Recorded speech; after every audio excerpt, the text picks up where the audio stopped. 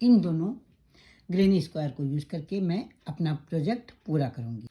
अब यहाँ पर हम दूसरे कॉर्नर पे आ गए हैं। पहले कॉर्नर से शुरू किया था, दूसरे कॉर्नर पे आ गए।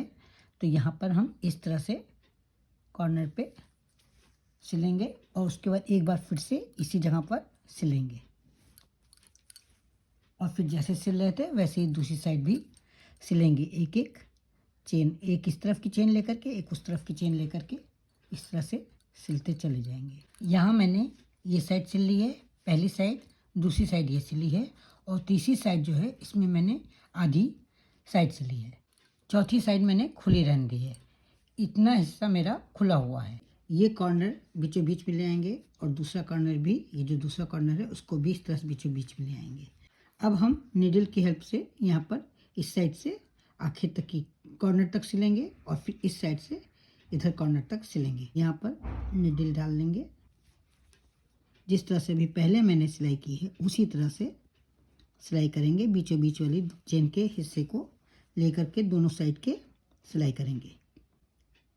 ये इस तरह से देखिए मेरी चेन दिखाई दे रही है इस साइड में और इस साइड में दोनों तरफ दिखाई दे रही है।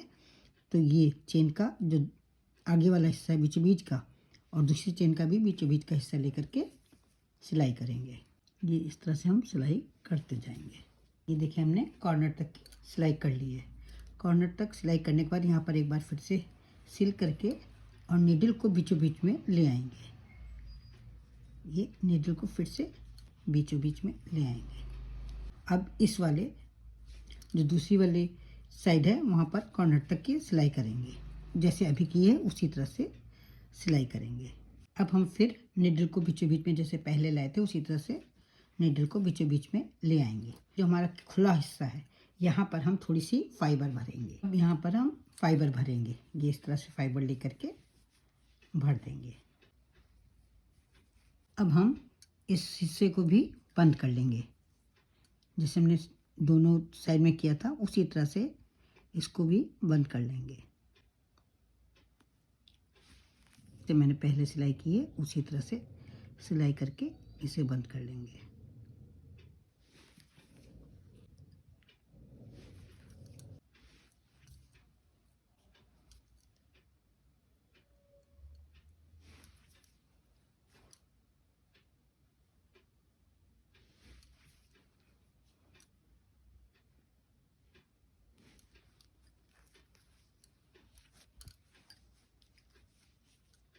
ये हमने इसे पूरी तरह से सिल दिया है।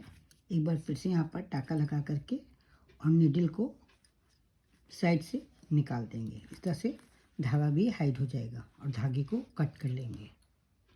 सबसे पहले हम मुर्गे की कलगी बनाएंगे। यहाँ पर हम धागा लेंगे, इस तरह से ज्वाइंट करेंगे इसे।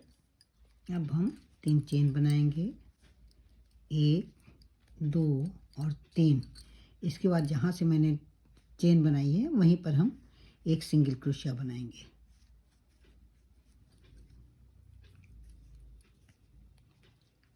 एक सिंगल क्रोशिया बनाएंगे, 2 चेन बनाएंगे और फिर स्लिप स्टिच से इसी जहाँ पर हमने शुरुआत की है वहीं पर इसे जोड़ देंगे। इस तरह से स्लिप स्टिच से जोड़ देंगे। फिर इसी तरह से बनाएंगे, फिर एक बार बनाएंगे। चोंच बनाने के लिए इसमें दूसरे रंग का धागा ले लेंगे। इस तरह से 3 चेन बनाएंगे।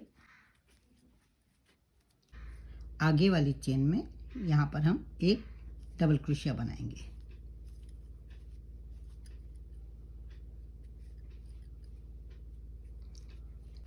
दो चेन बनाएंगे, 1 और 1, 2। जहाँ पर हमने 2 चेन बनाई, जहाँ से शुरू किए उस जगह पर हम स्लिप स्टिच से जोड़ देंगे। फिर 2 चेन बनाएंगे और लास्ट में जहाँ पर हमने डबल क्रोशिया बनाई थी वहाँ स्लिप स्टिच से जोड़ देंगे इस तरह से। तो ये मुर्गे की चोंच बन जाएगी। अब फिर हम रेड कलर का धागा ले लेंगे, 3 चेन बनाएंगे, 1, 2 और 3। 3 चेन बनाने के बाद जहाँ पर हमने धागा लिया है उसकी आगे वाली चेन में इस तरह से डबल क्रोशिया बनाएंगे।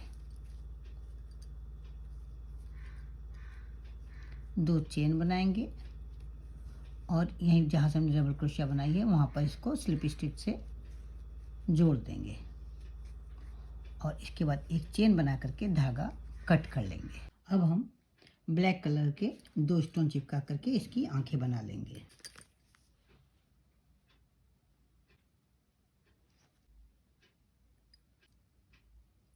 ये हमारा खूबसूरत सा मुर्गा तैयार है।